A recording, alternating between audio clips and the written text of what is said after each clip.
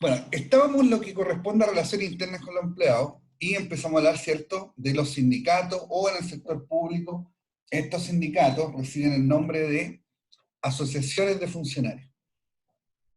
Mencionamos algunas cosas de ellas, cuáles son sus estrategias de crecimiento, en qué consisten principalmente, cuáles son sus objetivos, y en el fondo también intentamos ilustrar en cuál estado del arte se encuentran hoy el tema sindical o gremial, cualquiera sea el nombre que ustedes quieran emplear. Entonces, ¿por qué las personas, que es una pregunta, se afilian a los sindicatos o qué las motiva a pertenecer a una asociación de funcionarios? Bueno, una de las primeras causas es que las personas no pueden estar satisfechas con la administración. Y eso principalmente radica cuando la administración o no escucha a las personas o toma decisiones que son percibidas por las personas o por los funcionarios como arbitrarias.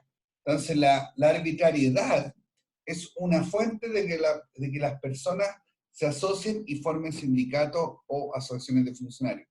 Ustedes leyeron un libro respecto a este tema, que es sobre el cual está construido esta parte de la clase, que es el Wayne-Mondy. El Wayne-Mondy tiene una visión, y esto hay que decirlo, del tema sindical y de las acciones de funcionarios, bien desde el punto de vista empresarial, y eso ustedes también tienen que considerarlo al momento de leer el libro, ¿cierto? O sea, el libro no es que tenga un sesgo, pero tiene un enfoque, ¿cierto? El libro está dirigido para la gestión de empresas, por lo tanto, es el ángulo que toma cuando aborda el tema de los sindicatos.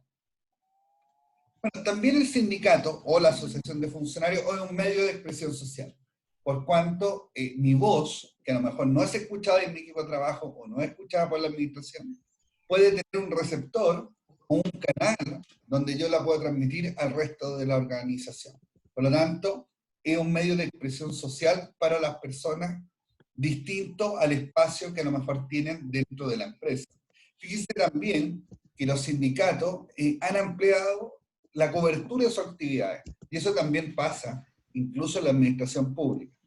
Y cuando le menciono que han ampliado la cobertura de sus actividades, me refiero principalmente a que organizan muchas más actividades de lo que hacían antes, fuera de la jornada, por ejemplo, asados, partidos de fútbol, distintas cosas, pero que en el fondo el sindicato también ofrece a las distintas personas una oportunidad de pertenencia a un grupo. Muchas veces ese deseo que tenemos todas las personas de pertenencia a un grupo, no siempre se encuentra en la organización. Entonces, el sindicato canaliza esa inquietud y logra en el fondo que la persona sociabilice y comparta y se sienta parte, ¿cierto?, de ese grupo de personas que componen el sindicato.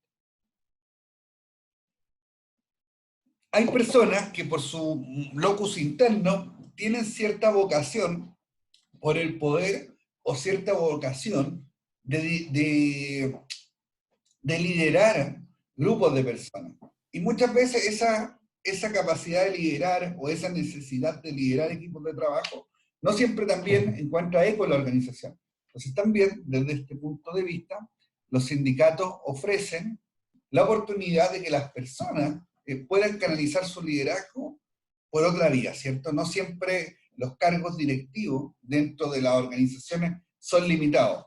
Por lo tanto, no hay tantos cargos como personas quieren ocupar una posición directiva o de dirección de un equipo de trabajo.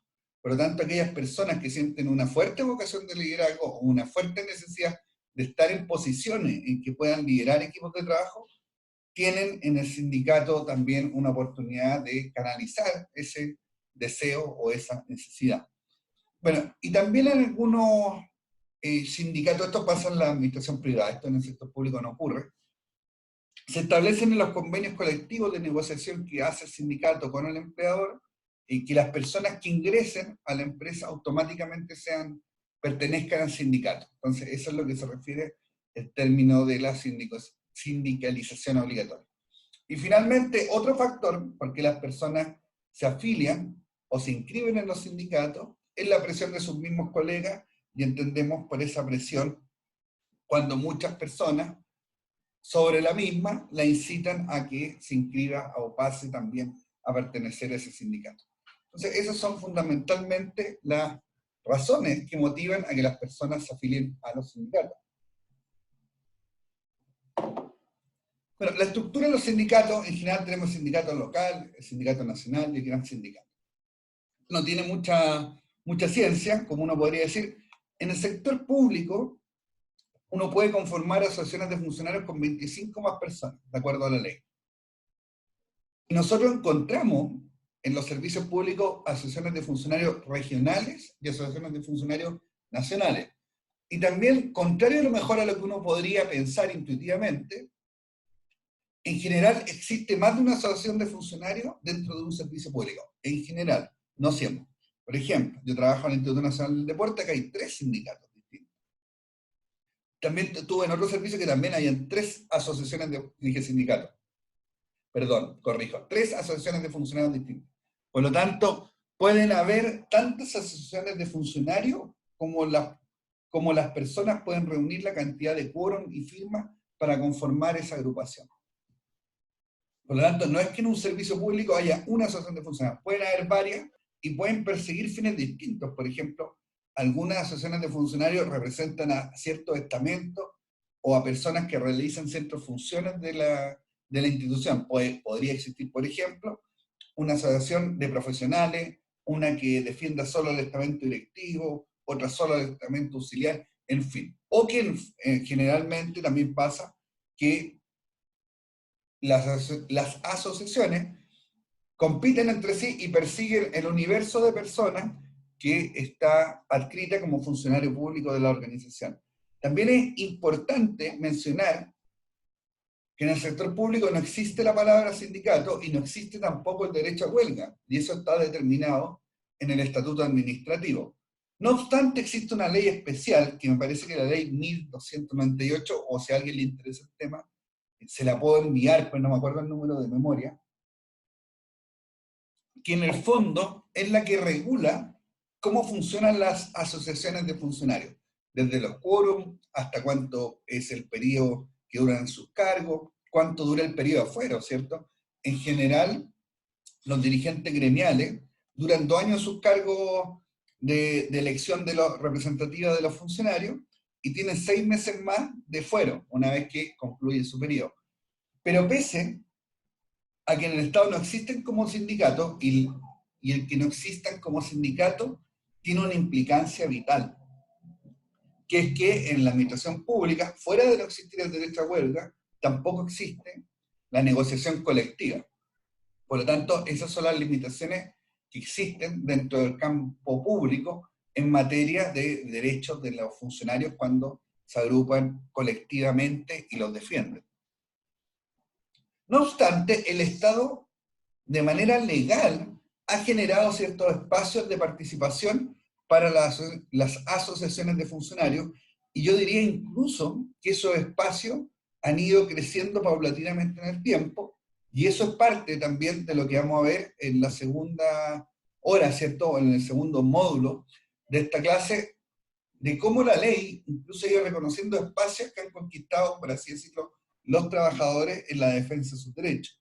Algunos espacios, ¿cierto?, que están reconocidos desde siempre para las asociaciones de funcionarios son, por ejemplo, la representación en los comités bipartitos de capacitación, las asociaciones de funcionarios en el proceso de evaluación del desempeño tienen derecho a que la asociación mayoritaria participe del comité, ¿cierto?, que realiza las calificaciones, participe con derecho a voz. Hay representantes en materia de prevención de riesgos que están asociados a los comités paritarios, están representados también en el Consejo de Bienestar, etc. O sea, hay varias instancias que han ido reconociendo el derecho a participar en aquellas materias que les son importantes a la asociación de funcionarios a tener a lo menos un derecho de representación a voz respecto a su forma de pensar o a manifestar su voluntad respecto a una determinada materia. Por lo tanto, el Estado, pese a ser un ente más cerrado, porque esa es la verdad, más cerrado que la administración privada, guarda ciertos espacios de conversación o de diálogo respecto a algunas materias que están dirigidos a las asociaciones de funcionarios. Y fíjense que cuando entremos al segundo módulo, vamos a ver también que las últimas innovaciones que hay en materia del Estado, incluso se ha llegado a establecer que ese diálogo esté regulado, y esté regulado en mesas de trabajo, donde exista un programa o plan de trabajo al corto y mediano plazo entre la dirección y entre la asociación de funcionarios. Por lo tanto, en el Estado este tema funciona y está vigente, y muchas veces las asociaciones de funcionarios tienen un rol que yo diría que es principal cuando llegan los procesos de fin de año y se abordan los despidos. Entonces ahí las asociaciones de funcionarios defienden fuertemente a los funcionarios públicos, y como el tema del estatuto administrativo, en mi opinión, y eso también lo voy a profundizar en el segundo bloque, está de cierta manera agotado, también las asociaciones de funcionarios han tenido un espacio mayor, producto de que los despidos están siendo fuertemente judicializados en el sector público. Por lo tanto, ellos han tomado la representación legal de los funcionarios, con abogados especialistas en derecho laboral público. Por lo tanto, ahí también la Asociación de Funcionarios ha ganado un espacio, producto de que la norma que rige a los funcionarios públicos, esta es una opinión personal, está en un estado anacrónico. Y ese estado anacrónico ha llevado a que en el fondo todos estos casos pasen a los tribunales de justicia, y en el fondo ahí el tema ya no se dirime específicamente por la jurisprudencia administrativa que emana de la Contraloría, sino que estamos teniendo una jurisprudencia legal, y yo diría incluso que la mayoría de los funcionarios públicos que tienen cierta antigüedad están ganando esos juicios. Por lo tanto, ahí hay un espacio que las asociaciones de funcionarios han tomado y que han ganado y que han defendido, yo diría que incluso exitosamente, a aquellos funcionarios que han sido cesados en sus cargos.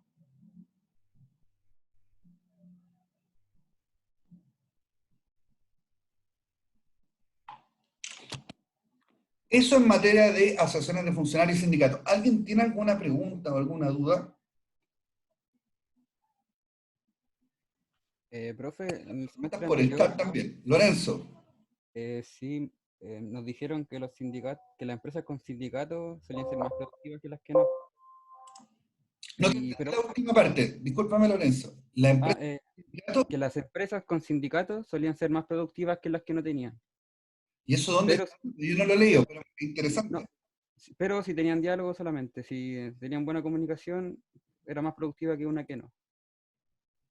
Porque Bueno, igual pasaba lo contrario, que había empresas con varios sindicatos y era como un caos. sí, o sea, negociar con varios sindicatos es complejo, en eso tú tienes razón. Mira, Lorenzo, yo no he leído algo que diga que, pero puede existir, no porque no lo haya leído, estoy diciendo que no exista. Si tú tenés como la fuente, para yo poder leer el artículo, o donde esté, poder consultarlo, bienvenido sea, te lo agradezco. Nunca he leído algo que diga que las organizaciones con sindicatos tienen más productividad que aquellas que no. Lo que sí está probado, y que incluso creo que está señalado así en el libro de Mondi, es que las empresas con sindicatos tienen menos despidos que aquellas que no tienen. Ahora, tú también mencionaste algo que es interesante, que es el tema del diálogo. Naturalmente, aquellas organizaciones en que la capacidad de diálogo es mayor, yo esperaría que los resultados también fueran superiores, porque el diálogo es un gran motor y vehículo de la gestión organizacional. Y muchas veces ese diálogo no existe. Y cuando el diálogo no existe, lo que se va generando son ciertos problemas en materia de gestión. Cuando el diálogo no existe, por ejemplo, un proceso de gestión de desempeño, para ser como más específico y claro en un ejemplo, lo que ocurre es que la mejora del desempeño no ocurre. Porque si yo no soy capaz de comunicarle a la persona que yo dirijo las expectativas de desempeño que existen respecto a ella, es muy difícil que la persona, si no conoce lo que se espera, pueda alcanzarlo. Asimismo, si tampoco le voy comunicando oportunamente en qué cosas se equivoca, también es complicado que la persona pueda corregir eso si no lo conoce. ¿Por qué ponía este ejemplo como bien simple? Para que ustedes vean el valor que tiene el diálogo en la organización. En la administración pública existe cierta cultura formalista, por así decirlo. Y eso lleva a que la gente entienda, por ejemplo, que un proceso de gestión del desempeño tiene más que ver con las notas que se le ponen a un funcionario que con la capacidad que tiene el jefe de, en el fondo, mejorar el desempeño de esa persona. Por lo tanto, ahí son quiebres, ¿cierto? O clivajes que existen dentro de la gestión, pero que determinan también la productividad, porque en el fondo la suma de la eficiencia de cada persona es lo que hace o se corresponde con la eficiencia organizacional en un gran porcentaje. Por lo tanto, los canales de comunicación siempre tienen que estar abiertos y siempre tienen que existir porque los canales de comunicación propenden a la mejora del desempeño.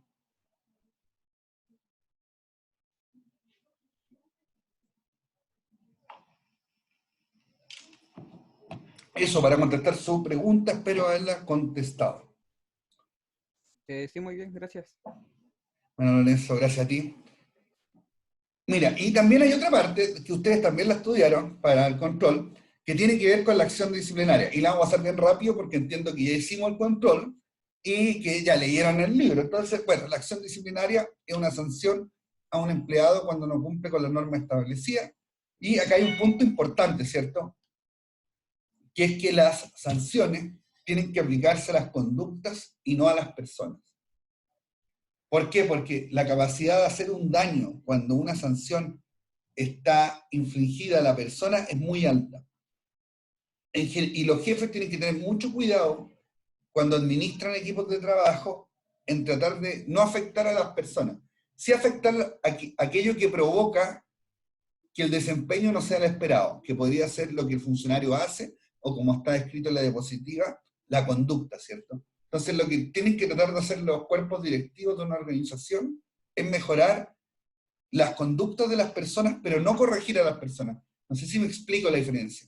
Pero la importancia de esto es que se apunte a que se modifique lo que el funcionario hace y no aquello que el funcionario es. Porque si eso es así, corremos el riesgo de estar en el fondo vulnerando, ¿cierto?, los derechos de esa persona y afectando también de alguna forma su autoestima.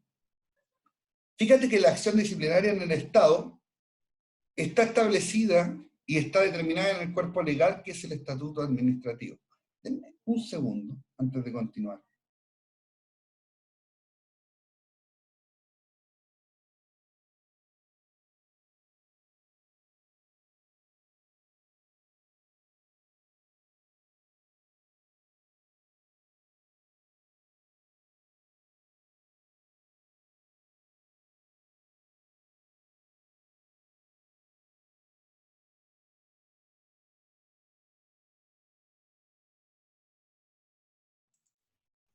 En el Estado están determinadas las acciones disciplinarias. Un jefe no puede determinar un castigo a una persona arbitrariamente. Y en general, estas sanciones son de dos tipos. La primera son las anotaciones de demérito y la segunda son las sanciones derivadas de un procedimiento disciplinario. Por tanto, tenemos cierto marco que nos define cuáles son las acciones posibles de realizar con los funcionarios. No son arbitrarias, tienen un procedimiento y se aplican de una determinada manera.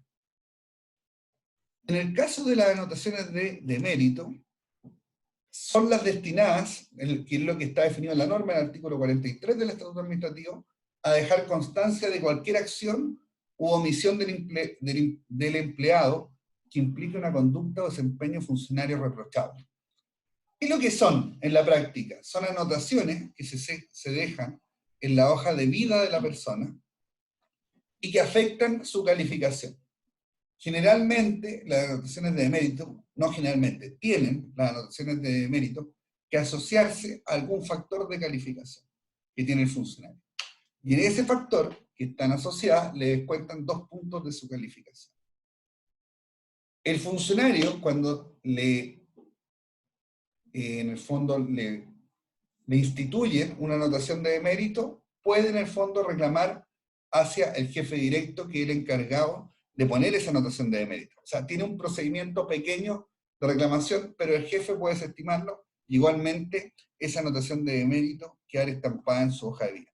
En el fondo, si bien es una sanción que va o cobra forma, ¿cierto?, en el proceso calificatorio. No es una sanción que lo afecte ni en el sueldo, ni en sus permisos, ni en el uso de sus días, etc. Es una sanción que está circunscrita exclusivamente a lo que es el proceso calificatorio, pero que queda también en la hoja de vida del funcionario. una vez que el proceso calificatorio termina, la notación de mérito también en el fondo deja de cobrar valor porque ya surtió efecto en la nota final que tuvo la persona. Por lo tanto, la notación de mérito afecta la calificación, pero solo en el periodo calificatorio. Por lo tanto, está circunscrita a ese año del periodo de calificaciones. Fíjese que tiene un alto impacto sí en las personas, porque se ocupa poco en el Estado este instrumento de las anotaciones de mérito.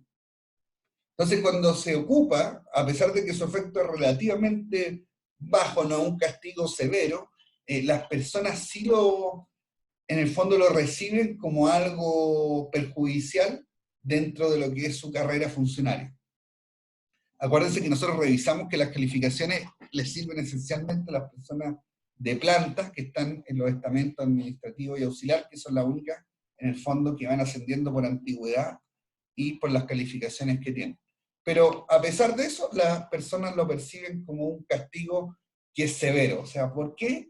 Yo creo, no por el efecto que tiene, sino porque como se utiliza poco, da la imagen de que la persona cometió una falta en el fondo que escapa al corriente de las omisiones o falta en algún procedimiento que puede tener algún funcionario. Y después pasamos a las que están en el artículo 21 del Estatuto Administrativo, que son las medidas disciplinarias como más fuertes. Y acá tenemos la censura, la multa, la suspensión y la destitución. Fíjense que las medidas disciplinarias todas nacen de un proceso administrativo. A diferencia de la notación de demérito, que es el jefe el que puede decidir, en el fondo, estampar una notación de demérito en la hoja de vida del funcionario, acá existe un proceso administrativo que en general corresponde a una investigación o a un sumario administrativo. Por lo tanto, es un proceso que uno podría decir que deriva de cómo se administra la justicia dentro de organizaciones públicas. ¿Y por qué ocupo la palabra justicia? No lo ocupo en el sentido de justo, sino en el sentido de cómo en el fondo se administra el cumplimiento o no de las normas dentro de las instituciones. Por lo tanto, los sumarios y las investigaciones administrativas son llevados a cabo por un fiscal, que puede ser un abogado o puede no serlo, pero que en el fondo es aquella persona que determina la gravedad de los hechos, lo investiga y va también tomando declaración y entrevistando a los distintos actores que tuvieron injerencia o conocimiento de ese hecho. Y la investigación sumaria o el sumario administrativo tiene la gracia que al ser una especie de procedimiento judicial, la persona también puede reclamar. Puede reclamar en primera instancia al jefe superior del servicio y posteriormente puede hacer uso de su derecho a reclamación a la Contraloría General de la República. Por lo tanto, es un proceso que contempla ciertas garantías de objetividad, porque la persona en el fondo tiene derecho a reclamar y tiene dos instancias de reclamación. Por lo tanto, si la persona siente que fue perjudicada intencionalmente o que no se consideró su apelación por parte del jefe superior del servicio, puede finalmente recurrir a la Contraloría General de la República. ¿En qué consisten estas sanciones? Lo voy a decir bien breve. La censura es una notación de demérito. O sea, una investigación sumaria podría concluir que la falta es leve y determinar, estampar una censura en la hoja de vida del funcionario, pero al final una censura no es otra cosa que una anotación de mérito, ¿cierto? Llegado el momento de la calificación del funcionario, va a haber que contarle 2 puntos en el subfactor que corresponde. Bueno, la multa... Profesor, disculpe, eso de la censura es lo mismo que hacen en el Congreso, ¿no? ¿O es distinto? No, es distinto. La censura del Congreso tiene... Acuérdense que la censura del Congreso en general está dirigida a autoridades políticas. Las autoridades políticas no tienen carrera funcionaria, por lo tanto, un ministro, un subsecretario, no son calificados. La censura acá tiene un efecto, que es una sanción administrativa a una persona, pero que afecta a su calificación. Y las censuras que se dan en el Congreso tienen que ver más con un origen político, pero como aquellas personas a las que se le aplica no son funcionarios públicos con carrera funcionaria, no tienen calificaciones, no son calificados. Por lo tanto, tiene otro efecto distinto al que tiene en la administración pública, que es afectar en la calificación del funcionario. Eso por lo que es la censura. La multa, bueno, el nombre lo dice, va de un 5 a un 20% de la remuneración de la persona y también lleva asociadas anotaciones de demérito. De 2 puntos cuando es inferior a 10%, de 3 puntos cuando es entre 10 y 15%, y cuando entre 15 y 20% es una anotación de demérito de 4 puntos. Y después caemos en las más graves, ¿cierto? Que es la suspensión del empleo, que es que en el fondo la persona deje de prestar de servicio a la institución por un tiempo determinado. No obstante eso, tiene derecho a un porcentaje de la remuneración, pese a no estar ejerciendo el cargo, que va desde un 50 hasta un 70% que la persona puede percibir. Y finalmente, la sanción, ¿cierto?, más grande de todas, que es la destitución del cargo. Y fíjense que cuando una persona es destituida de un cargo público, no puede volver a ejercer otro cargo público. Por ejemplo, si a mí me destituyeran por una falta de la probidad en el servicio que trabajo, no es que me fui, por ejemplo, de la institución donde estoy y puedo ir y postular a otro servicio público. Ya no puedo postular, porque fui destituido, y la destitución aplica a todo el Estado. Hay un procedimiento excepcional que una vez que transcurrieron 5 años, se puede pedir la rehabilitación. Pero ese es un procedimiento en el fondo que se canaliza por la aprobación de 3 ministerios distintos. Entonces, es un procedimiento que diría que es bien excepcional. La norma general es que aquella persona que es destituida no puede reingresar al Estado. Otra cosa peculiar es que cuando uno ingresa al Estado hay ciertos requisitos de ingreso, que me imagino que ustedes a lo mejor lo vieron en su curso de gestión de persona 1. Entonces, por ejemplo, típico requisito de ingreso es salud compatible con el cargo. Otro requisito de ingreso, bueno, es ser chileno. Otro requisito de ingreso es ser mayor de edad. Y otro requisito de ingreso también es no haber sido condenado por crimen o simple delito con pena efectiva, es decir, no tener una sanción de 3 años y un día o superior. Fíjense que tú también eres destituido cuando pierdes esos requisitos de ingreso, porque esos requisitos que la ley dice que son de ingreso, en realidad son requisitos sobrevivientes que deben acompañar al funcionario público durante todo el tiempo que ejerce sus funciones. Voy a poner un ejemplo. Si la persona deja de tener salud compatible para el cargo, también deja de prestar servicio a la institución. Si la persona es condenada ejerciendo un cargo público por crimen o simple delito, también tiene que dejar la institución. Por lo tanto, ese es un punto importante. Los requisitos de ingreso al Estado son requisitos que la persona tiene que conservar durante su tiempo de permanencia en el Estado.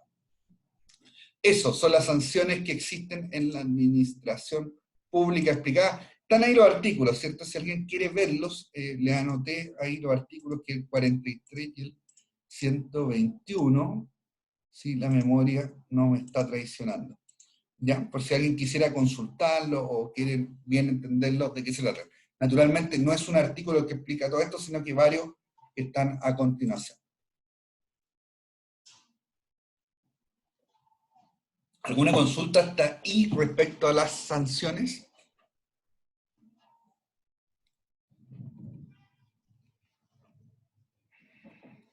Vamos a tratar de cerrar en 6 minutos, a ver si lo logro, esta parte para poder pasar al segundo tema, ¿cierto?, que quiero tocar hoy.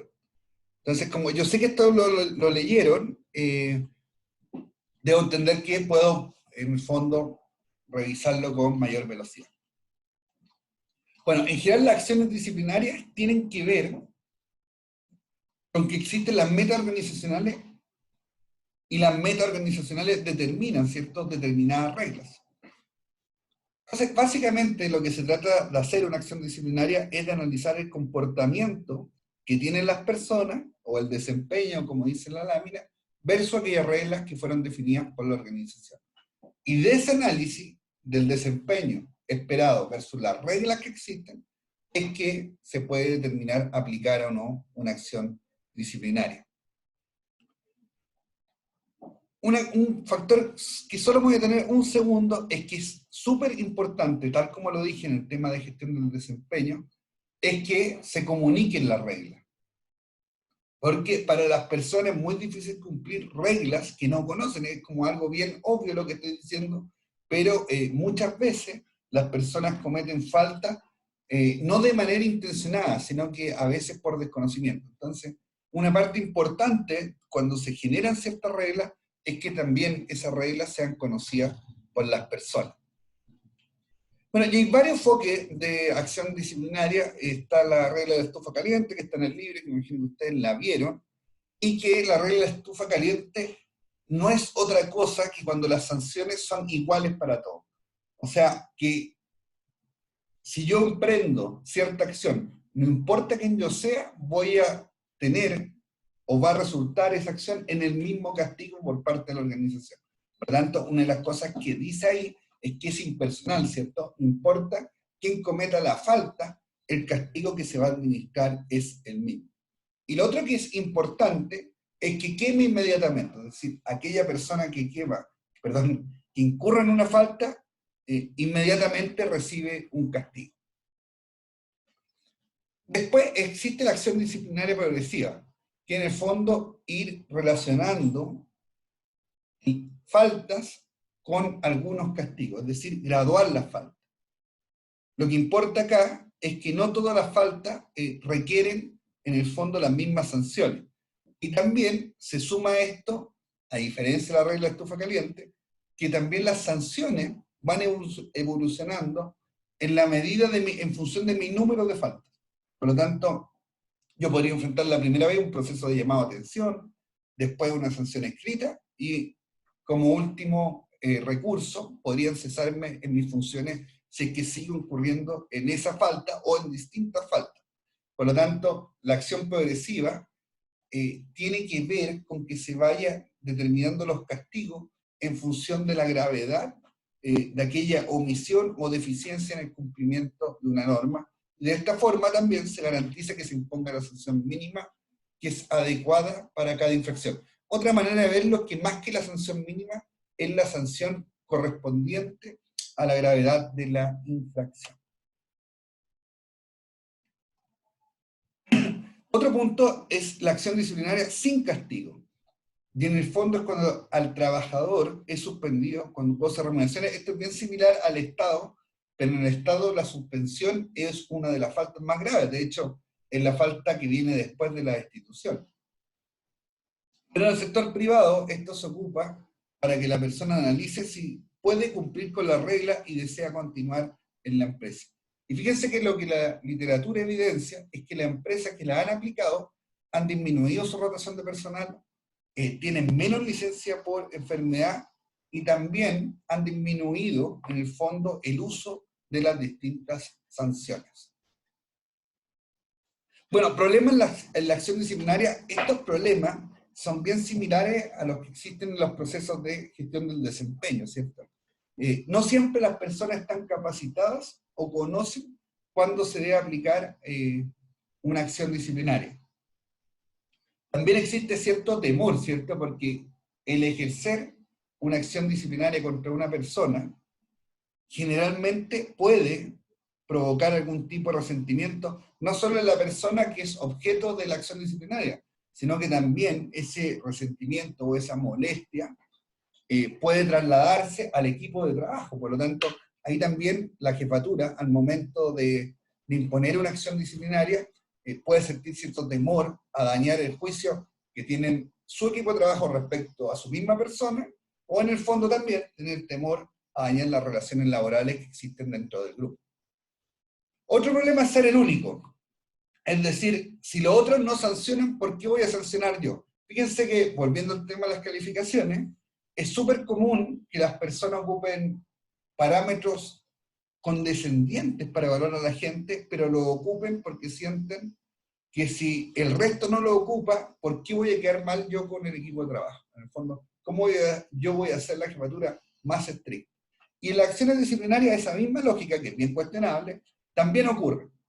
Entonces las personas también se preguntan si quiere ser el único que en el fondo castiga, ¿cierto? Cuando las personas se apartan de un desempeño adecuado. Bueno, y hay otros motivos que también están profundizados en el libro, que tienen que ver con la culpa, cuando existen relaciones de amistad. A veces las personas sienten que castigar, que la falta no es tan grave, y que en el fondo ejercer la acción disciplinaria podría motivar un proceso burocrático o de pérdida de tiempo.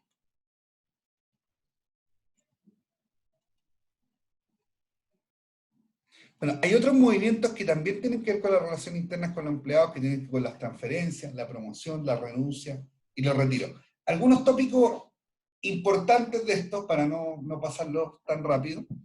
En el caso de las transferencias, tienen que ver con un movimiento vertical del empleado. O sea, no es que la persona esté ascendiendo o esté bajando en su categoría o jerarquía que tiene dentro de la organización, sino que es un movimiento lateral. Fíjense que en el Estado se da harto esto. ¿Se acuerdan que yo les comentaba que las relaciones laborales en el Estado se han judicializado? Bueno, como se han judicializado y es difícil remover a las personas, lo que se hace mucho en el Estado, que me parece una de las peores prácticas en materia de gestión de personas, de las posibles, es transferirla a otro equipo de trabajo, pero esa transferencia a veces no guarda relación con que el otro equipo de trabajo necesite esa persona, necesite sus conocimientos, necesite sus competencias, necesite su experiencia, sino que a veces tiene exclusiva relación con transferir el problema de un lado hacia otro, o de, en el fondo, mover una persona que a lo mejor está generando problemas en el equipo de trabajo a otro equipo de trabajo. Por lo tanto, cuando este mecanismo se ocupa de esa manera, en general los resultados tienden a ser deficientes, no solo porque son movimientos que no responden a una planificación, sino que también la señal que se da al resto de la institución, en el fondo es que si una persona no cumple determinados estándares, más que ejercer una acción disciplinaria o otro tipo de medida, lo que hace la organización es transferirla a otro puesto de trabajo. Y como le digo, en el Estado eso se ocupa mucho, y yo diría que de una muy mala manera. Ahora también hay que comprender, ¿cierto?, que las opciones que tiene la administración también son súper limitadas, y eso lo vamos a ver en la segunda o segundo bloque de este día. Bueno, la otra son la promoción, la renuncia y los retiros, que yo creo que de cierta manera se explican por sí mismas. En general, los procedimientos de transferencia, lo que dice la literatura, más que lo que yo le acabo de contar que ocurre en el Estado, tiene relación, ¿cierto?, con poder, en el fondo, a veces incluso enriquecer el conocimiento de una persona. Por ejemplo, yo podría pensar que Lorenzo, que más ha participado hoy día, tiene ciertas habilidades que le permitirían quizás ser una jefatura en el futuro. Entonces yo lo voy transfiriendo lateralmente para, o con el objetivo de que él vaya enriqueciendo su conocimiento sobre la organización. Por lo tanto, ahí la transferencia tiene un sentido útil, tanto para el empleado como para la empresa.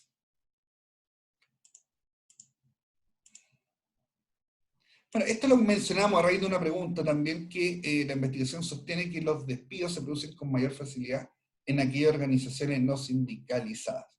Bueno, y siempre la literatura también trata aparte el caso de los ejecutivos, porque los ejecutivos o la plana directiva de una organización es la que presenta mayor rotación. Eso también ocurre en el Estado.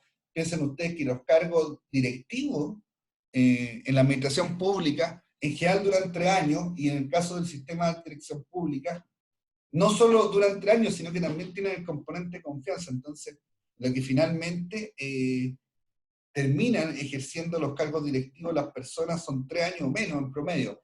Hay algunos datos de investigación respecto a cuánto duran los altos directivos públicos en la administración pública. Y en general yo te diría que no debieran sobrepasar los 3 años en la misma organización. Bueno, estos son datos de la administración privada.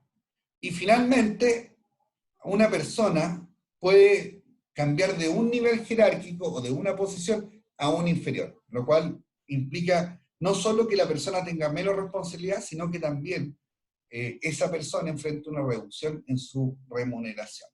Fíjense que la democión es bien poco recomendable porque en el fondo tiene un fuerte daño de autoestima al trabajador, y yo no sé si la persona es capaz de recuperarse esa situación y volver a aportar su potencial de desempeño, y también puede generar algunos problemas, ¿cierto?, en el equipo de trabajo, producto de que la persona puede tener cierta disfuncionalidad para ejercer las nuevas funciones que le fueron asignadas, o también el mismo equipo de trabajo haber resentido esa medida. eso por esta parte. ¿Alguien tiene alguna pregunta?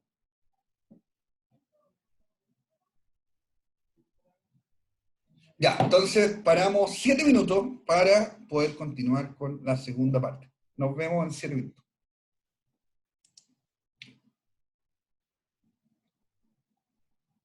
Lo que muestra, en el fondo, es cómo es la acción del Estado en algunos países de la OECD.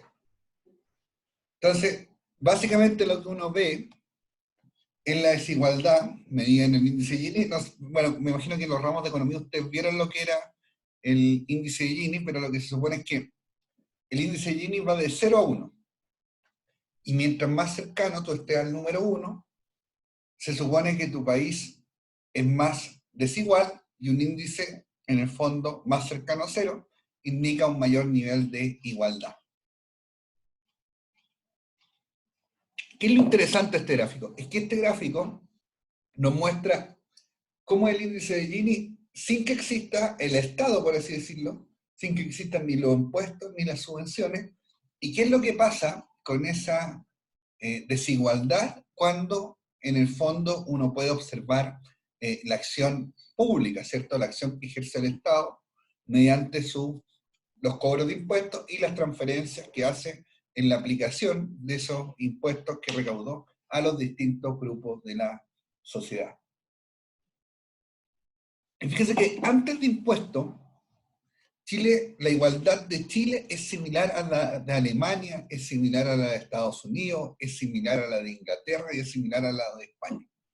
Entonces, antes de la acción del Estado, Chile es un país que uno podría calificar que tiene un nivel de desigualdad equivalente a países que son desarrollados, ¿cierto? Si uno habla de Alemania, España, Inglaterra, Portugal, Estados Unidos, en el fondo lo que está haciendo es hablar de países que han alcanzado un nivel de desarrollo mayor al chileno. Pues, ¿cuál es el problema de esto? Que cuando uno ve la acción estatal, Chile pasa un índice 0,50 a un 0,46, es decir, reduce muy poco la desigualdad de su impuesto. Y Alemania, por ejemplo, pasa a 0,50 a 0,29, Inglaterra a 0,36 y España a 0,33. Entonces, vean ustedes la gran diferencia que existe con los países desarrollados cuando el Estado, en el fondo, cobra sus tributos y después lo asigna, ¿cierto?, a los programas sociales o a determinados grupos o personas dentro de la sociedad. ¿Por qué ustedes pensarían que pasa esto?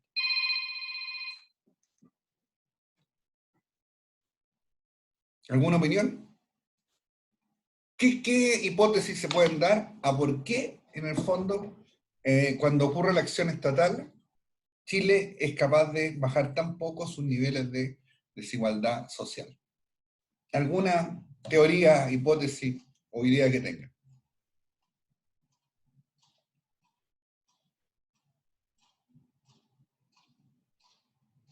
A lo mejor la redistribución está mal hecha.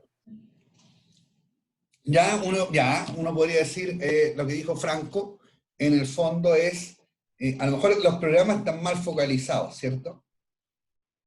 Esa puede ser una apreciación, ¿cierto? A lo mejor hay programas que el Estado mantiene históricamente y que no necesariamente, por llevar mucho tiempo de gestión, tienen una buena focalización o son eficientes o logran el objetivo que se propusieron. Esa es una posibilidad, estoy de acuerdo. ¿Alguien tiene alguna más o no? Yo creo, profe, que puede ser que si el Estado otorga como subvenciones o más ayuda como social se disminuya la desigualdad. ¿Ya? Fíjate que iba a agregar algo, Ivana. ¿No? Ya. Entonces, mira, Ivana, sí está bien, o sea, cuando el Estado puede otorgar mayores subvenciones, mayores programas o beneficios o distintas herramientas, o usa las distintas herramientas que tiene, efectivamente uno podría esperar que disminuya la desigualdad. También uno podría decir, bueno, ¿qué tan eficiente el gasto público? ¿Cierto? Que un poco lo que dijo Franco. Es decir, ¿cuánto de esos 100 pesos, por ponerlo en un ejemplo muy, muy básico, de esos 100 pesos que nosotros tomamos y que los recaudamos de impuestos, cuánto llega efectivamente a aquellas personas que nosotros los queremos destinar, cuánto reciben, ¿cierto? Y cuánto ayudan esos 100 pesos a que la persona pueda superar esa condición de desigualdad. Entonces, una cosa, que es un poco el comentario de lo que apuntaba Franco, es que uno analice la eficiencia del Estado. Porque a lo mejor el Estado recauda recursos, pero puede ocurrir que no sea eficiente en el empleo de esos recursos. Y lo segundo que uno podría decir, que sobre lo cual no vamos a profundizar, pero sí se lo voy a mencionar, es que, claro, el Estado asigna recursos, pero también recauda. Por lo tanto, una pregunta que también uno podría formular es, ¿a quién le cobra el Estado? ¿A quién le recauda recursos? Porque eso también podría ser una fuente de desigualdad. Yo podría gastar más los recursos y por lo tanto no corregir la desigualdad, o podría tener problemas para recaudarlo. Es decir, no le cobro a aquella persona que tiene más capacidad de pagar impuestos, sino que a lo mejor estoy focalizando los impuestos en aquellas personas que están más carentes de recursos. Y si uno analiza, ustedes saben cuál es el principal ingreso que tiene el Estado, ¿no? Hoy que son los impuestos. Pero el principal impuesto, que es el principal ingreso que tiene el Estado, es el IVA. Bueno, todos ustedes saben que el IVA es un 19% sobre el consumo, ¿cierto? Sobre cuando yo voy a una tienda, compro un chocolate o compro una bebida, salvo que el bien que estoy comprando tenga un impuesto adicional, el impuesto base que tiene es un 19%. O sea, de lo que yo compre, un 19% se fue al Estado en forma de impuesto recolectado por el IVA, ¿cierto? Y el IVA está en los libros, bueno, está en un montón de bienes, están todos los bienes y servicios que uno puede adquirir, ¿cierto? Hay países, sí, que tienen, por ejemplo, IVA diferenciado. Por ejemplo, en España, si tú compras un paquete de tallarines, o comida, o cosas que son entendidas como parte del sustento de una persona, el IVA es más bajo que si tú te compras un televisor.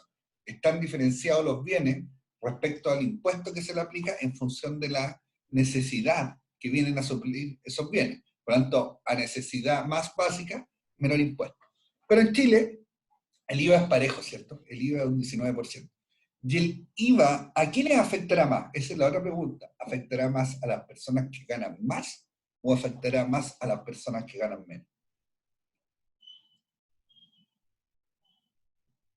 Si uno se hace esa pregunta, bueno, la lógica diría, bueno, como un impuesto al consumo, debiera afectar a las personas que ganan más, porque son las que consumen más. Y esa es una manera de verlo. Otra manera de verlo es poner el siguiente caso. Una persona que gana el sueldo mínimo, o pongamos un número cerrado, 350.000 pesos, versus una persona que gana 10 millones de pesos. La persona que gana 10 millones de pesos probablemente dedique parte de su sueldo al ahorro. Porque sobre cierto nivel de renta, la persona ya, en el fondo, es capaz de ahorrar parte de sus ingresos y gastar la otra parte, ¿cierto? ¿Por qué? Porque es capaz de satisfacer el consumo, la necesidad de consumo que tiene él, con una porción de su ingreso, o sea, no con la totalidad. Por lo tanto, esa persona, supongamos que gana 10 millones de pesos, ahorra 5 y consume 5. Por lo tanto, esa persona lo que estaría pagando es la mitad del IVA.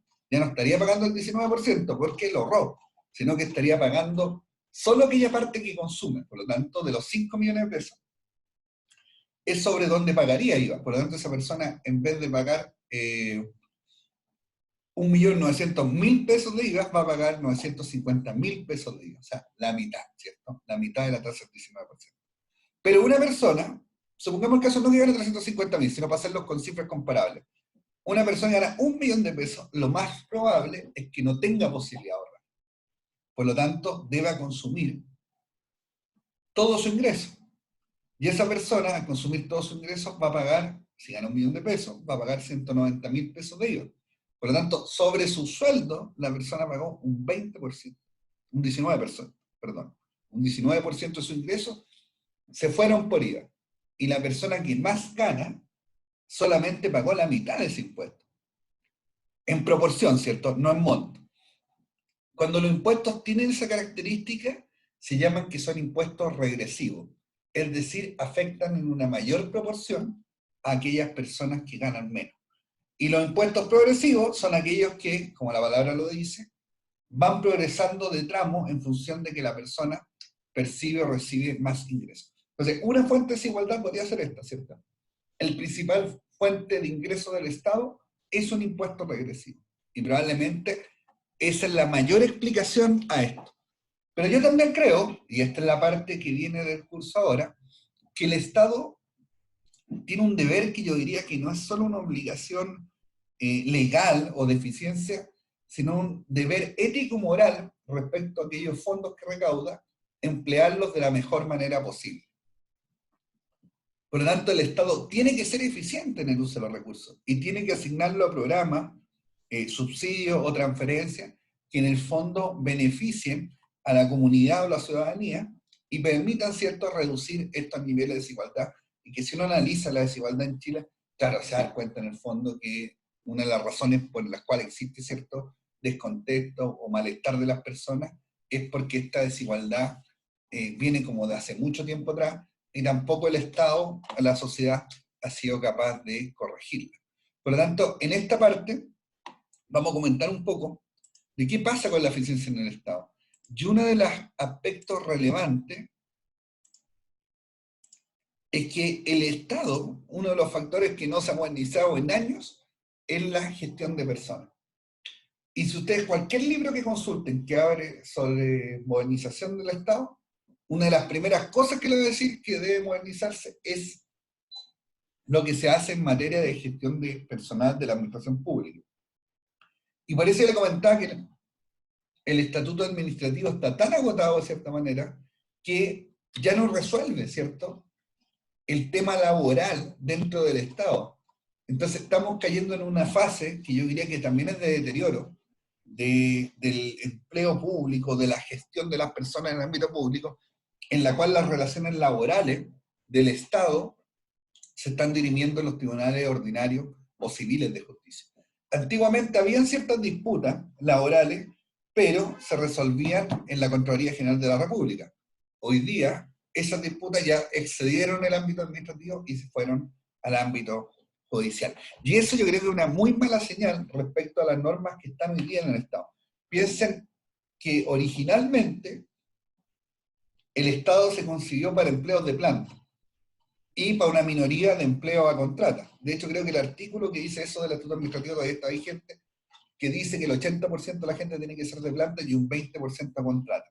Bueno, hoy día es más la gente que está a contrata que la gente que está de planta, o sea, está sobre el 50% está en contrata. Y ese es un factor que también está mostrando que lo que tiene el estatuto administrativo, hay algunas normas o algunas disposiciones que están obsoletas, pero yo soy de la idea que no solo hay que reformar el estatuto administrativo en esas cosas que yo le estoy mencionando que son anacrónicas, sino que también hay que repensar la relación laboral dentro del Estado, y eso implica modernizar un conjunto de normas. Por lo tanto, eso también hay que mirarlo. Si queremos tener un Estado que disminuya la desigualdad, que sea más eficiente en el uso de recursos, también hay que repensar cómo se mira a las personas, al funcionario público, dentro de la organización pública. Y yo creo, y hay varios diagnósticos así, hay hartos textos, hay varios estudios en Chile del Centro de Estudios Públicos, de otros centros como Libertad y Desarrollo, etcétera, que más allá que tienen visiones distintas de la sociedad y distintas del Estado también incluso, ambos concluyen de que una gran necesidad de reforma que hay en la gestión pública es la relación laboral, funcionario público, Estado, Poder Ejecutivo. Por lo tanto, ahí yo creo que hay harto por hacer, y hay harto que puede hacer el administrador público, no solo pensando en la política pública, sino también lo que se hace en las organizaciones muchas veces, que es la ejecución de estas políticas públicas y cómo en el fondo somos capaces de darle mayor eficiencia al Estado administrando mejor sus distintos procesos. Fíjate que si a mí me preguntaran si el Estado ha hecho esfuerzo por modernizar la gestión de personas en el ámbito público, bueno, la respuesta indudablemente es sí. Yo siento que el Estado está en un proceso de modernización, lento, pero se encuentra en un proceso de modernización, principalmente en el ámbito de lo que es la gestión de personas. Y ese proceso de modernización, a mi juicio, nace, bueno, con la ley que está señalada acá, que es la ley 19882 del año 2003, la cual creó el sistema de alta dirección pública y la Dirección Nacional del Servicio Civil. Piensen que antes del sistema de alta dirección pública, los cargos en el Estado eran todos de exclusiva confianza y del presidente de la República. Por lo tanto, el presidente de la República tenía la facultad de nombrar a 3.000 personas, más de 3.000 personas, por la vía de asignación directa del cargo. Y para esa asignación solo bastaba que fuera de confianza el presidente. O sea, no importaba ni la calificación profesional de la persona, ni si cumplía cierto, con algún perfil, por ejemplo, como el único requisito era la confianza, yo podría nombrar, por ejemplo, como jefe de finanzas a una persona que tuviera estudios de construcción civil, por ejemplo, que no tiene ninguna relación con el ámbito financiero, pero como no había ningún requisito en los cargos, yo podía hacerlo con discrecionalidad. Y eso, fíjense que no fue tan atrás en el tiempo, fue hasta el año 2003. O sea, el tema de los concursos o la instalación del mérito en la asignación de los cargos públicos es un tema no tan antiguo, es un tema que tiene 15 años, que ha ido evolucionando y que aún hasta el día de hoy es objeto de algunas observaciones o de algunas personas que derechamente plantean que debe profundizarse o que deben hacerse algunos cambios o mejoras dentro de este sistema. Pero piensen que hasta el año 2003, el tema de que ustedes como administrador público, o yo como administrador público, pudiéramos postular algunos cargos, no era posible. Por lo tanto, la única opción que tenía era tratar de ser parte de ese círculo de personas que eran de confianza del presidente de la República, que en lo general, ¿cierto?, se traducía en la militancia en partidos políticos. Por lo tanto, hay un tema que esta ley vino por primera vez a instalar el mérito de la administración pública, y si bien todavía hay como harta observaciones respecto a los concursos y sus resultados, a lo menos,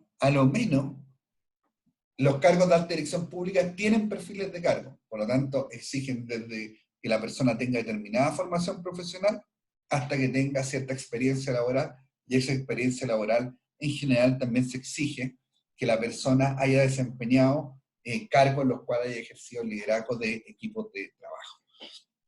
Por lo tanto, ahí hay un gran avance porque el sistema de alta dirección pública concursa no solo cargos de primer y segundo nivel jerárquico en las distintas instituciones públicas, que son aquellos cargos en el fondo que dirigen los destinos, ¿cierto?, de una institución, sino que también incorporó otros concursos, incorporó concursos de promoción y también de tercer nivel jerárquico, que también ahí hay otro tema importante porque también vienen estos cargos que son de tercer nivel y que uno podría conceptualizarlos como cargos de nivel de mando medio dentro de servicios públicos. También estableció un procedimiento de concurso, que en el fondo está destinado a los funcionarios públicos, es decir, para gente de planta o contratas con extraña antigüedad, a diferencia del sistema de dirección pública, en que no existe requisito ni de pertenencia a una institución pública ni de antigüedad. Por lo tanto, en un concurso de dirección pública puede postular cualquier persona que cumpla con lo que determina el perfil. Bueno, y un poco acá se menciona eso, y la otra innovación, y que también vamos a profundizar en eso ahora, es que creó la Dirección Nacional del Servicio Civil. Y entendamos la Dirección Nacional del Servicio Civil como aquel gran departamento de gestión de personas del Estado. Entonces, la Dirección Nacional del Servicio Civil cumple un rol de determinar ciertas políticas de gestión de personas transversales para toda la administración pública, y también desempeña algunas funciones de asesoría a los servicios públicos para el establecimiento de ciertas políticas o la modernización de su gestión en materia de gestión de personas. O sea, para resumir esta lámina, desde el año 2003 uno podría decir que el Estado se encuentra en un proceso de modernización lento, porque vamos a ver acá un poco por año lo que ha ido ocurriendo, y no han ocurrido tantas cosas, pero yo diría que el tema de la alta dirección pública, de la Dirección Nacional de Servicio Civil, quizás, haría que es discutible, es la mayor reforma que ha tenido el Estado en los últimos 20 años. ¿De que se necesita hacer más? Por supuesto que yo creo que se necesita hacer más, Y no solo mi opinión, sino que también eso se refrenda en un montón de textos, ¿cierto?, de investigaciones, de gente que se dedica a estas materias desde el punto de vista académico, y también concluye que una de las necesidades que tiene el Estado en Chile es modernizarse. Y el Estado en Chile no se va a poder modernizar si no incluye aspectos o ámbitos que involucren la gestión de personas. Bueno, acá un poco lo mismo que le decía, ¿cierto? El servicio civil viene a fortalecer la función pública, a contribuir al proceso de modernización del Estado, y se reconoce su rol como asesor estratégico en temas de recursos humanos en los servicios públicos. Fíjate que también progresamos no solo en temas de mérito, ¿cierto? Porque yo siempre digo que establecer concursos y perfiles de cargo, en el fondo lo que aborda es el tema del mérito dentro del Estado de las personas que desempeñan cargos directivos, sino que también hubieron otras disposiciones que fueron desde temas que involucran las relaciones laborales con los empleados públicos hasta el establecimiento de políticas en materia de gestión de personas, que es lo que vamos a revisar. Y fíjate que hay como hitos en la agenda pública, o ciertas cosas que uno podría decir que fueron marcando estados de avance dentro del tema de lo que es la gestión de personas en el Estado. En el año 2006, por primera vez, empezamos a hablar en el Estado de buenas prácticas laborales. Y principalmente este instructivo tuvo que ver con materias de reclutamiento y selección y la no discriminación de género. En 2013 tuvimos un instructivo presidencial que impulsó que los servicios realizaran políticas de gestión de personas. Y fíjense que antes de este instructivo, estamos en 2013, ya no estamos tantos años atrás, sino que 7 años atrás, la mayoría de los servicios públicos no tenían políticas de gestión de personas. Y fíjate que una de las gracias de las políticas de gestión de personas es que permite que las decisiones que toma la administración sean transparentes y conocidas por las personas. Que en el bloque anterior hablamos de la importancia de la comunicación, de que las personas conozcan las reglas que tiene la institución. Imagínense que al no tener políticas de gestión de personas, es difícil que las personas no solo conozcan las reglas, sino que tampoco conocen el campo de acción o cómo funciona la institución en materia de gestión de sus funcionarios. Después profundizamos lo que eran las buenas prácticas laborales y finalmente llegamos a 2 normas de aplicación general que se dictaron en el año 2017 y que le dieron al servicio civil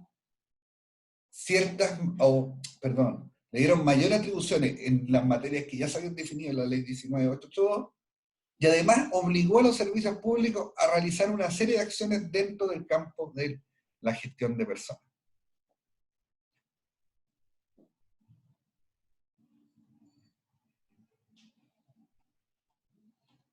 Bueno, el Código de Buenas Prácticas Laborales principalmente aplicó procedimientos de reclutamiento y selección y estableció el currículum ciego, ¿cierto? Es decir, que las personas postularan solamente con su apellido, lo cual impedía, en cierta manera, a la administración conocer el género de esa persona. Fíjate que en el punto 3 dice que una de las cosas que tienen que hacer los servicios públicos es propender a la representación equilibrada o paritaria entre hombres y mujeres. Fíjate que una de las cosas que decía es que en un concurso, cuando el género femenino se encontraba subrepresentado en el estamento, por ejemplo en un estamento directivo, se debiera preferir en un proceso de selección a aquella persona, mujer, en el fondo, que permita equiparar esa diferencia. Fíjense que el Estado tiene un dato bien curioso. ¿Saben ustedes que en el Estado trabajan más mujeres que hombres? Creo que no llega al 60, pero es como un 55% mujeres, un 45% hombres. Eso más o menos es la relación.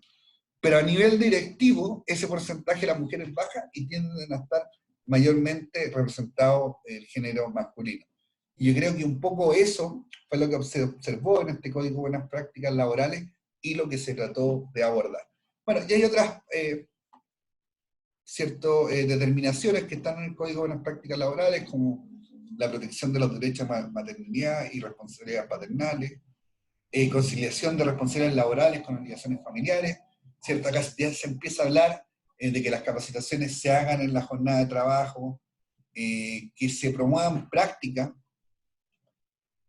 que impulsen que las reuniones, por ejemplo, de trabajo, se realizan en un horario que permita que todas las personas puedan irse al término de la jornada. Por ejemplo, si yo salgo a las 6, no me citen a una reunión de trabajo a las 6 o a las 5:30, que en el fondo va a venir a alterar, ¿cierto?, esa salida que yo tengo establecida en mi horario.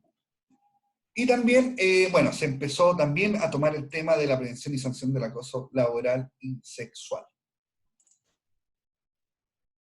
Bueno, el nombre lo dice, ¿cierto? En el año 2013 también hubo una instructiva presidencial que en el fondo les dijo a los servicios públicos que debían realizar políticas de gestión de personas, y en eso se instituyó al servicio civil como organismo técnico asesor para todos los servicios públicos, para que en el fondo asesorara técnicamente a cómo realizar esta política, pero también hiciera una labor de control respecto a que efectivamente los servicios públicos cumplieran con esta disposición presidencial. Bueno, en el Código de Buenas Prácticas Laborales del año 2015, yo diría que lo principal es que determina, ¿cierto?, que existan procedimientos formalizados dentro de la institución pública y conocidos por todas las personas, referidos al acoso sexual. Y acaso no se aborda la materia, sino que los servicios públicos son obligados a establecer procedimientos de denuncia de acoso sexual o laboral.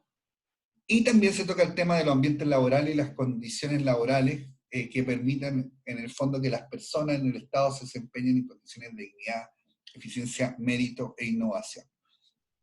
Y una cosa importante también de este instructivo de buenas prácticas laborales del año 2015 es que compelió a los servicios públicos a que debían realizar un plan trienal de buenas prácticas laborales, que va desde el año 2015 al año 2017, y que en el fondo no es otra cosa que cómo implementar, ¿cierto?, buenas prácticas laborales fuera del ámbito que se dijo de reclutamiento, la selección, los procedimientos de acoso sexual y laboral, sino que se implementaran otras buenas prácticas laborales, como por ejemplo procesos de inducción, fondos concursables de capacitación, etc.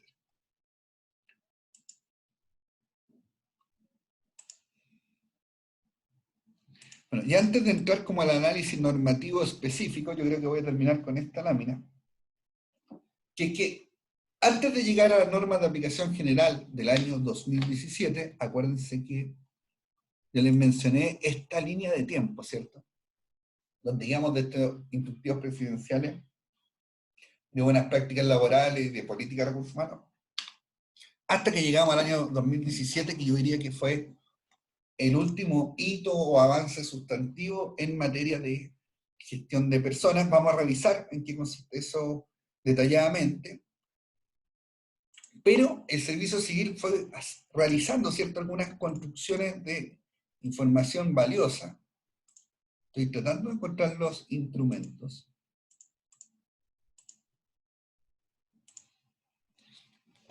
Entonces, realizó, por ejemplo, en el año 2006, su primer diagnóstico de recursos humanos.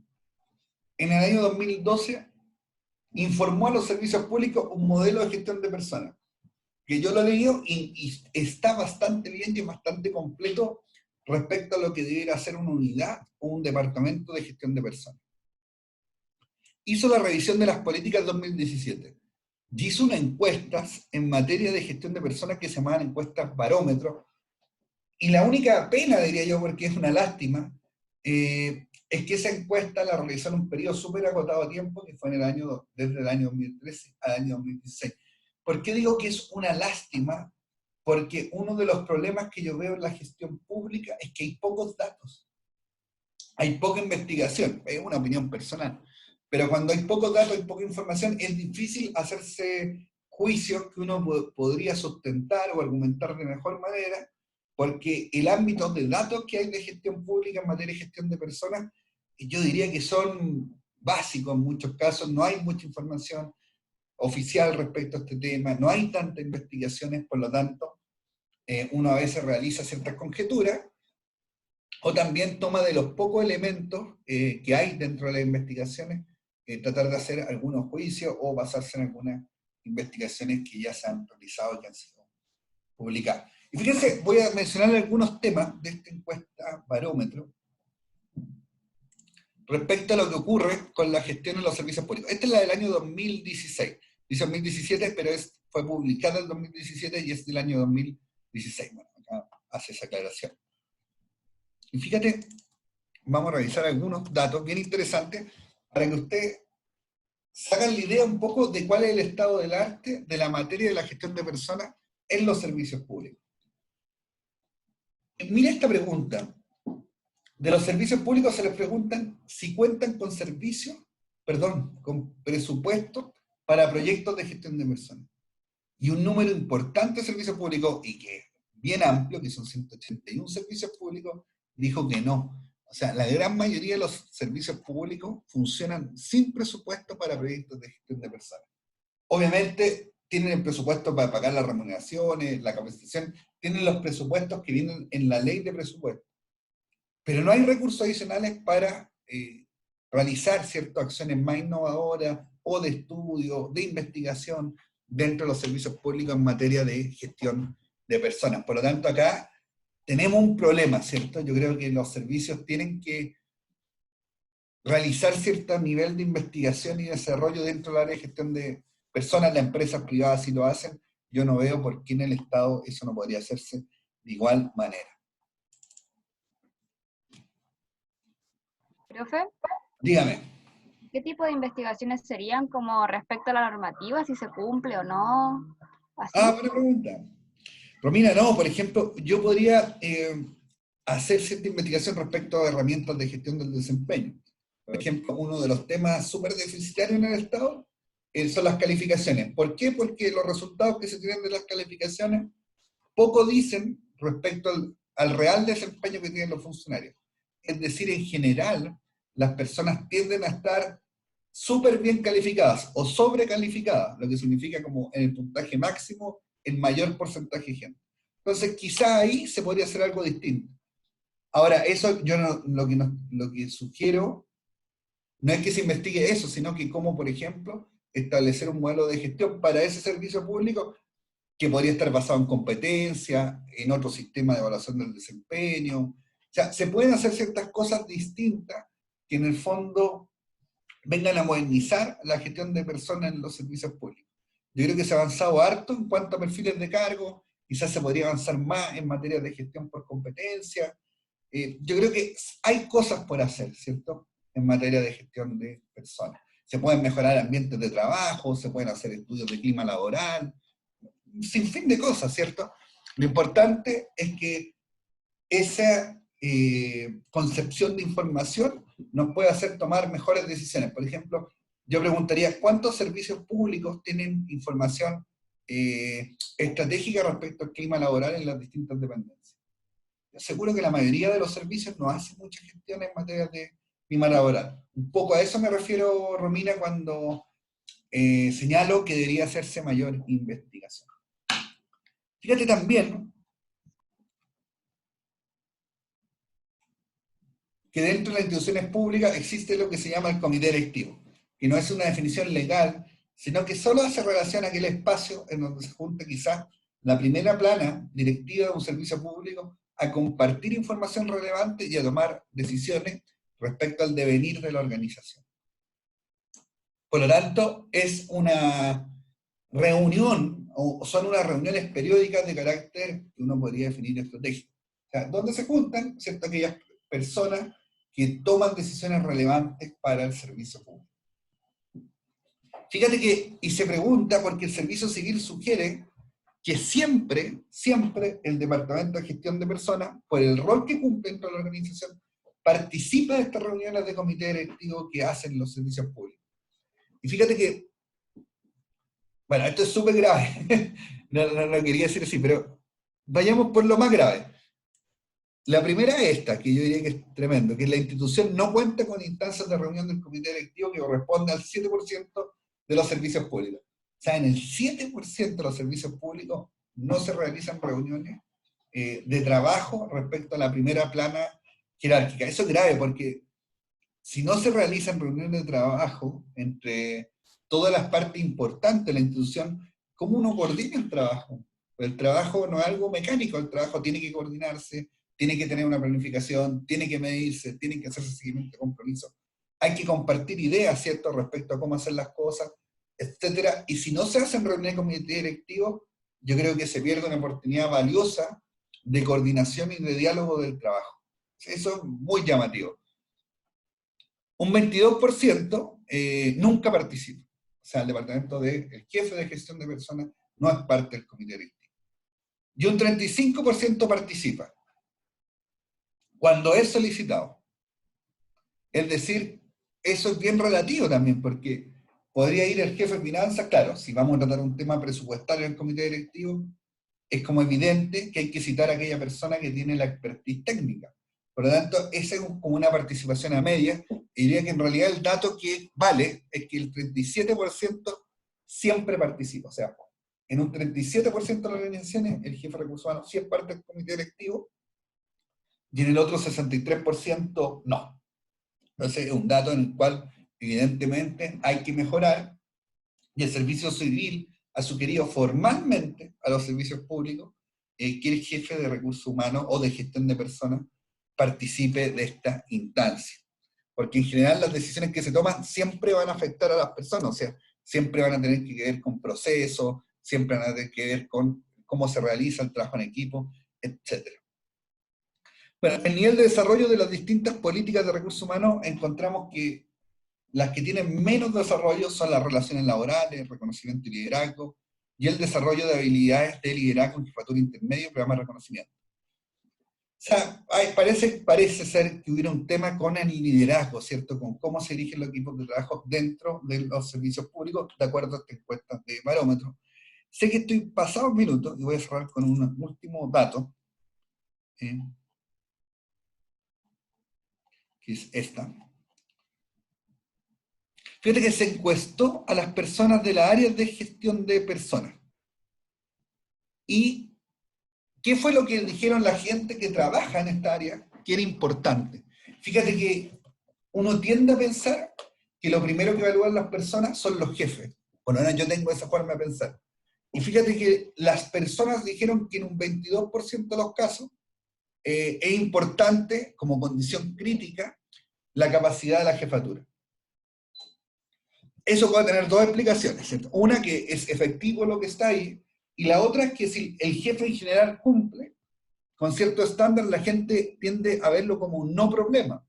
Por lo tanto, la gente tiende a señalar como factor y condición crítica en general las cosas que no tiene. Esa también es una lectura que uno podría hacer de esta encuesta.